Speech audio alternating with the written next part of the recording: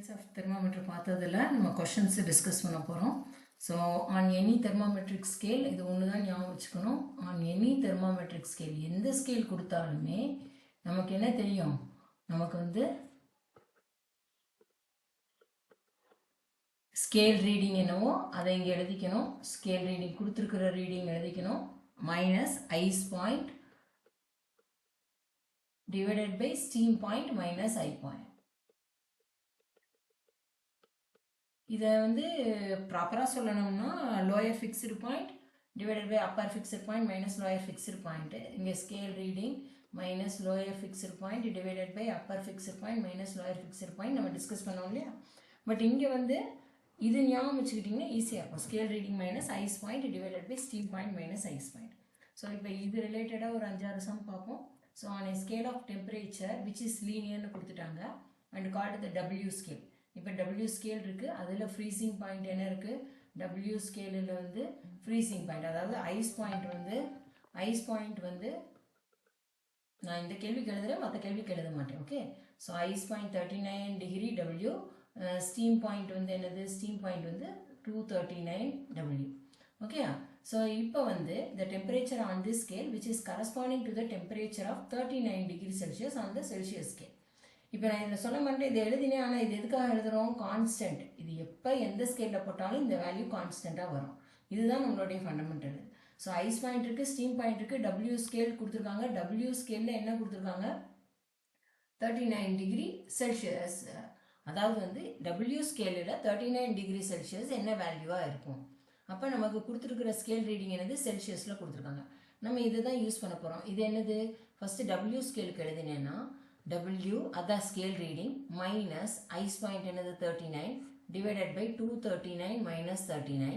இங்கே நமக்கு Celsius reading கொடுத்துட்டாங்க. பட் இருந்தாலும் ஒரு டைம் இந்த சமக்கு மட்டும் எழுதலாம். செல்சியஸ் ரீடிங்கில் எது ice point 0, 100 minus 0.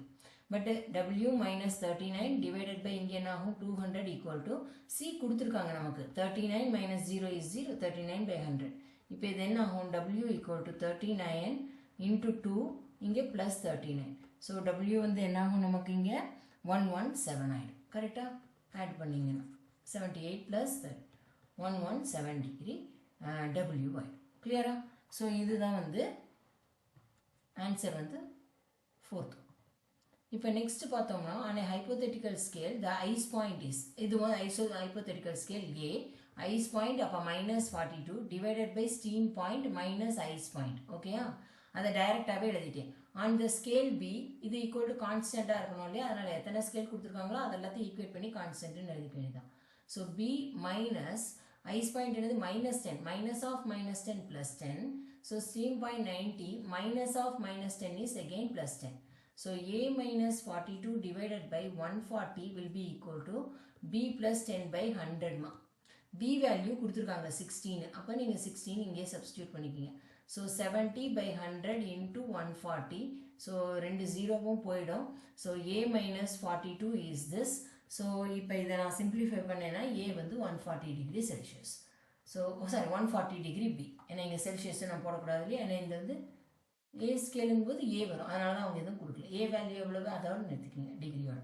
Next, if the thermometer reads freezing point of water as 20. So ice point என்னது 20, ஸ்டீம் பாயிண்ட் வந்து 150.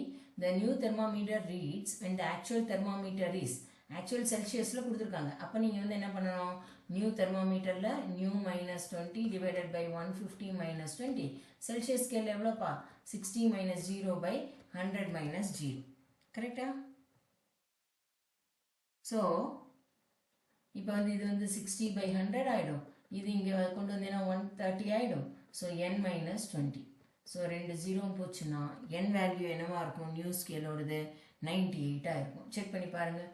18 பாக்கி 1, 6 7, 7 ப்ளஸ் 98. சரியா? ஸோ நெக்ஸ்ட் சம் என்னது, a centigrade and Fahrenheit thermometer are dipped in boiling water. Okay, boiling வாட்டரில் dip பண்ணிட்டாங்க. சரியா? அப்போ வந்து C minus 100 divided by 100 minus 0. ஃபாரன்ஹைட்டுக்கு நான் எழுதினேன்னா என்ன ஆகும், F மைனஸ் 32 பை 180. டைரெக்டாக எழுதிக்கலாமா, 212 180. ஸோ இப்போ என்னது ஃபாரன்ஹீட் தெர்மாமீட்டர் ரிஜிஸ்டர்ஸ் 140. அப்போ இதை கொடுத்துட்டாங்க 140ன்னு.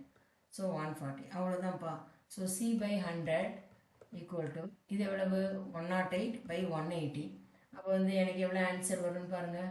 இப்போ வந்து ஒரு ஜீரோ கேன்சல் ஆகிடும். C வேல்யூ எவ்வளவு 60 டிகிரி வரும். செக் பண்ணி பார்த்துக்குங்க. சரியா? ஏன்னா 18 6 எவ்வளவு 48, பாக்கி 4 ஒரு 6 10 108. ஸோ அதனால் ஒரு ஜீரோ கேன்சல் ஆகிடும். So 1080/18 60 degree. சரியா? ஸோ இதுதான் ஆன்சர்.